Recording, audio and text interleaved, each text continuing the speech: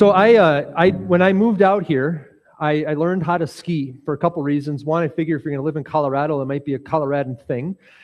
And the second reason is because my wife grew up skiing, and so I knew that when we have kids, they're going to be skiing, and I'd rather be skiing with them than just sitting in the lodge sipping hot drinks all day, which is fun, but I figured I should probably help my wife out with the children. So in December of 2020, I took a ski lesson in the morning, and it changed the game, okay? But that was not the first time that I had ever skied. The first time I skied was when I was a sophomore in college, and the college had a ski trip out to a mountain outside of New Ulm called Mount Cato, which is like a bump in the road, basically. But I had never skied before, and the reason I never skied is because in high school, I played basketball in the winter, and our coaches had ultimatum. If you play basketball, you do not ski, because they didn't want broken bones and torn ligaments and things like that. So, okay, I'm in college. I'm going to go learn how to ski. And so I went on the trip, and I got my skis on, my boots and all that, and I shuffled up to the lift, and hey, it's going all right. And I get to the top, and I fell off the lift when it got to the top. I tumbled, and they stopped the lift. You know, you're that guy, and they got to help you up, and I'm sliding everywhere. And so I proceeded to shuffle over to the top of this little hill, and I looked down, and I think, okay, I got to obviously go down there. And asked my buddy how to do this, and he was of zero help to me. He just said, you just do it. Like, okay. So I just pointed my skis right straight down the hill, and I just went. And I found out that from my physics lessons, you know, bodies in motion will tend to stay in motion, right? That kind of a thing. I got near the bottom, and I thought to myself, I did not yet learn how to stop. And so I just bailed, fell over.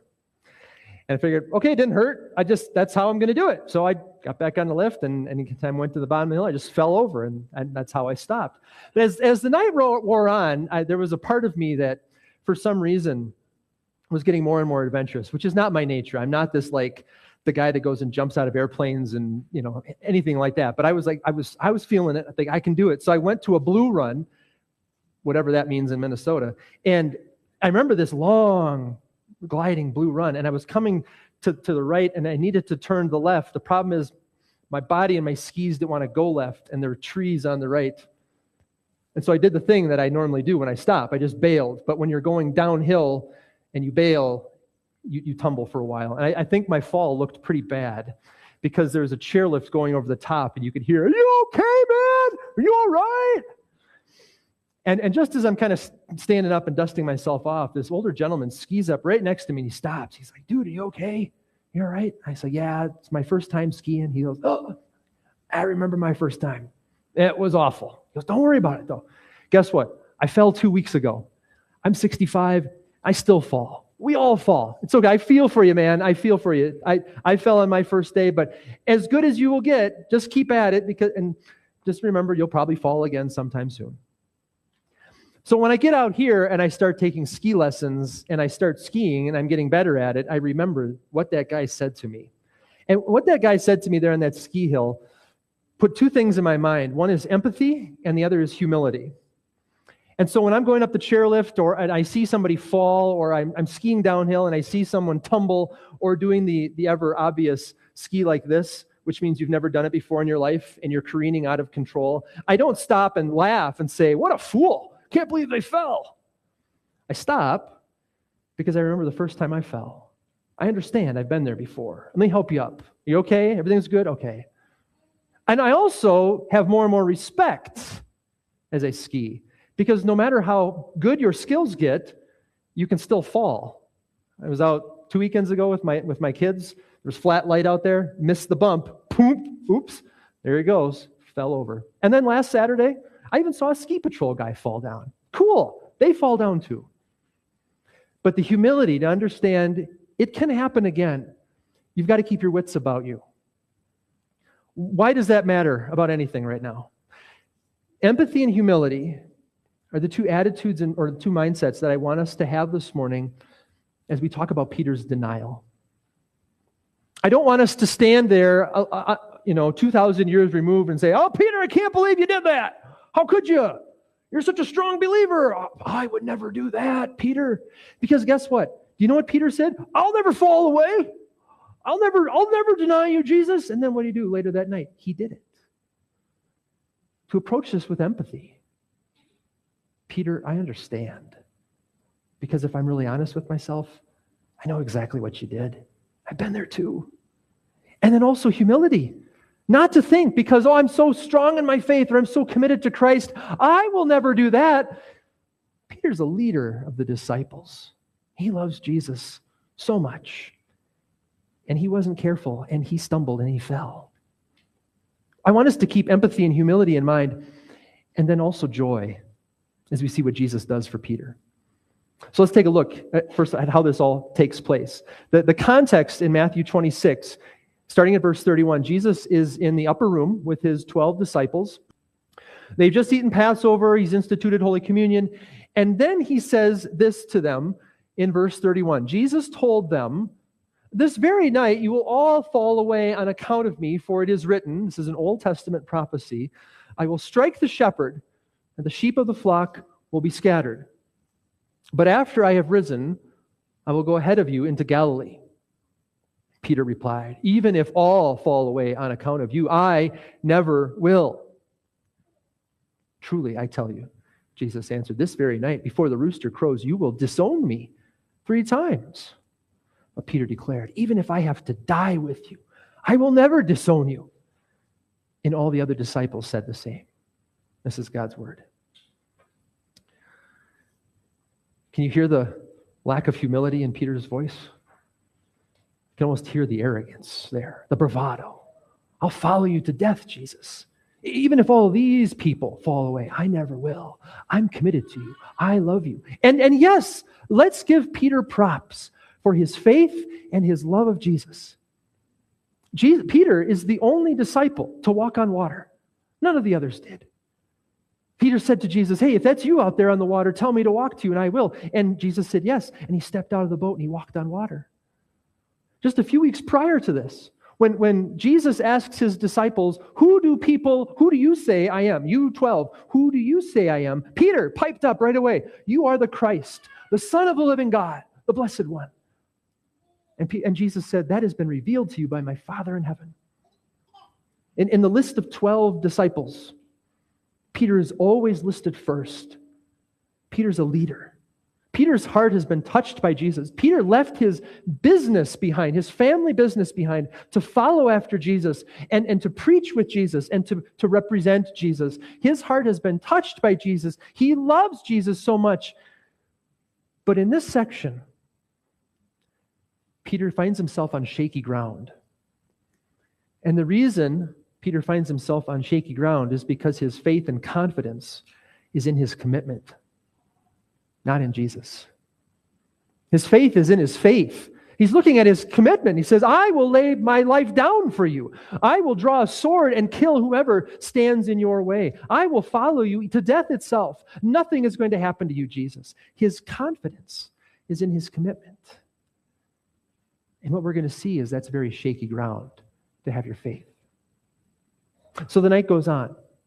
We head to the Garden of Gethsemane. We're not going to read through that section, but you might remember Jesus takes his 11 disciples, Judas is gone, to the Garden of Gethsemane, and he leaves 8 of them there at the entrance to the Garden of Gethsemane. He says to Peter, James, and John, "Come with me into the inner part of the garden and keep watch with me, pray with me while I go over there."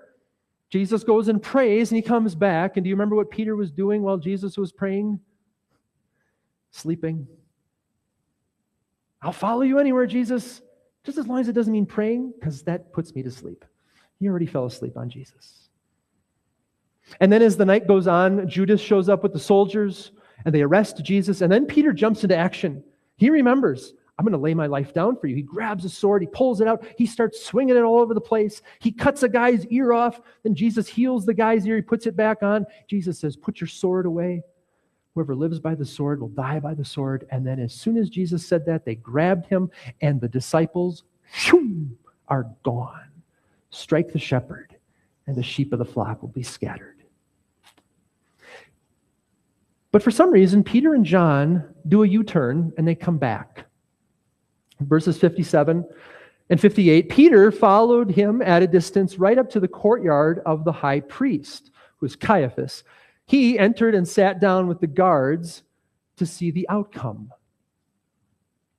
So what happens here is that Peter and John go to the house of the high priest Caiaphas where the trial is happening. John's gospel tells us that he is actually a friend of the high priest's family, so he's able to get inside. And Peter wants to see the outcome of the trial. Now that Jesus is arrested, what's going to happen? And then Peter all of a sudden finds out it's harder to sing a solo than it is to sing in the choir. What do I mean? I've been in a lot of choirs in my life. From the Appleton Boys Choir all the way up to like seminary chorus, 30, 40, 50 people in these choirs, and 20 people in your section. And what I mean by it's easy to sing in a choir, this is a dirty little secret. You don't have to know all the notes when you sing in a choir. You don't know all of them, you stop singing. And you don't actually have to know all the words when you're singing, because in a big group like that, you just sing watermelon, watermelon, watermelon, and it looks like you're singing the words, but you're not. But when you're singing a solo, you have to know all the notes, and you have to know all the words. It's easier to sing in a choir than it is to sing a solo. It's easy for Peter to make those comments when he's surrounded by the disciples and Jesus, right? It's easy for us to, like, Jesus, I love you, when you're surrounded by the people of God. Sunday morning, yes, Jesus, I praise your name. I love you so, so much. It's easy to sing with the choir. It's harder to sing the solo. Especially when you have to sing a solo in front of a servant girl.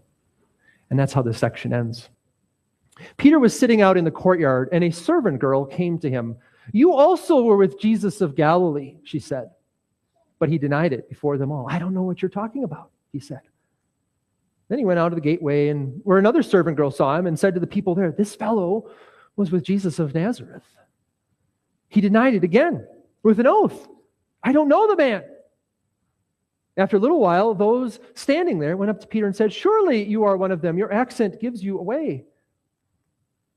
Then he began to call down curses, and he swore to them, I don't know the man. Immediately a rooster crowed.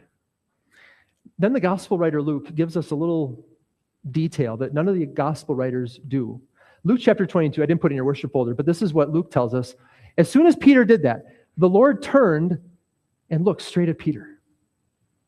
So some way, somehow, the trial was close enough. Peter was in such a proximity that he could see Jesus. And then as soon as he said, I don't know the man, Jesus turns and looks directly at him. And Matthew concludes, it says this, Peter remembered the word the Lord had spoken to him. Before the rooster crows today, you will disown me 3 times. And he went outside and wept bitterly. And there you have it. From dedicated disciple to despicable follower, despicable denier. From a guy who's willing to lay down his life for Jesus to a guy who is trying to save his life because a servant girl is asking him if he loves Jesus or not. From a guy who's ready to put swords on people to a guy who would rather God curse him into hell for all eternity rather than anybody know that he loves Jesus. And then Jesus looked at him. And there's a lot that's in a look from Jesus. There's the look of disappointment and sadness. The look of, I told you, Peter. I told you this. You didn't listen. The Apostle Paul would say this later on in 1 Corinthians. He would say, if you think you are standing firm, be careful that you don't fall. Peter did not approach Jesus' words with humility. He did not think he could fall. He was committed to Jesus. He was willing to do anything. And then he found himself all by himself. Do you know Jesus? And he refused to acknowledge it. And this is the point where I would say we all have a little bit of Peter inside of us. And this is why at the beginning I asked us to approach this section of God's Word with empathy and humility. Because if we're all honest with ourselves, we're honest with God, we can all think of times in our life where we have, like Peter, said boldly, Jesus, I will do blank for you. Maybe it's bad things you're doing, right? Jesus, I am going to quit blank. I am done filling my body with all of that narcotic stuff and all that stuff that I'm addicted to. It is damaging me. It is damaging my health. It is damaging my relationships. I am done with it, Jesus. I'm quitting all of it. Or maybe it's this: Jesus, I'm done with all those sexual sins. They are killing me. My marriage is frayed. It is holding on by a thread. I'm done with all of that. I'm done scrolling through YouTube and filling my mind with all kinds of junk and causing myself so much anxiety and fear and worry. I'm done with these things. I'm done cheating in school. I'm done lying at work. I'm done being that type of person. You fill in the blank. I don't know exactly what it is for you, right? But I'm done with this, Jesus. I promise I'm over it. Or maybe it's the positive side. Jesus, instead of coming to church like 2 times a month, I'm coming 3. I'm going to do it. Or I'm stepping up. I'm going to help. I'm going to serve. I'm going to pray more often. Study your word. You name it, whatever it is. Jesus, I am going to do this, even if nobody else will. Jesus, you can count on me. And then all of a sudden, a servant girl type shows up. And it's easy to make those bold, confident commitments and claims when we're around the people of God singing with the choir. But how many times have we, in a moment of weakness, when we're all by ourselves, we go right back to that thing we told Jesus we were done with? By our words and by our actions, saying, Jesus, I'd rather be associated with this bad thing than with your goodness. I'd rather be filled up with this thing than be filled up with you. Or all of a sudden, life just gets in the way, right? All kinds of things. And this pops in, and this pops in, this pops in. And before you know it, I don't have time for that. I don't have time for this study. I don't have time for this reading. I don't have time for that prayer, whatever it might be. All those big things. I'm going to do this for you, Jesus. Empathy, like Peter, we've been there before. And hopefully humility. Be careful, dear friends, that we don't go there again. But while all that is going on, what's Jesus doing? We heard in a section, I went right through that, Jesus is on trial. And why is he on trial? The prophet Isaiah would say, said in chapter 53 of his book, surely he took up our infirmities and he carried our sorrows. Do you know what Jesus is carrying at that moment when he's on trial? When he's being slapped across the face? He's carrying that weeping, that bitter weeping that is going on outside of the house, emanating from Peter's mouth and heart. He's taking the sorrows that Peter has on his heart at that moment and is being beaten for them. He says with his own actions, Peter, I'm going to step into the place of all humanity and I'm going to pay for all of that. I'm going to go and pay for your denial. I'm going to pay for the way you've disowned me. I'm going to pay for all of that. That look that Jesus gave Peter was not a look of just disappointment. It was a look of amazing love. Because what is happening while Peter is denying? Jesus is on trial for his life, a life that he is willing to lay down for the sins of the world. He is willing to go to a cross and pay for all of that. Not one moment ever denying his own commitment to God. While the world turns its back on him, when God himself turns his back, what does Jesus say? God, I love you. My God, why have you forsaken me? He kept his faith in God all the time and then gives to us his perfect faith. He maintained 100% commitment to God. What he said, he did. What he promised, he accomplished. And then he hands us that perfect life and says, here you go. It's your perfect life. Paying for our sins, washing them all away, giving to us his absolutely perfect life. Look at Jesus' amazing love for Peter's then and for Peter's today.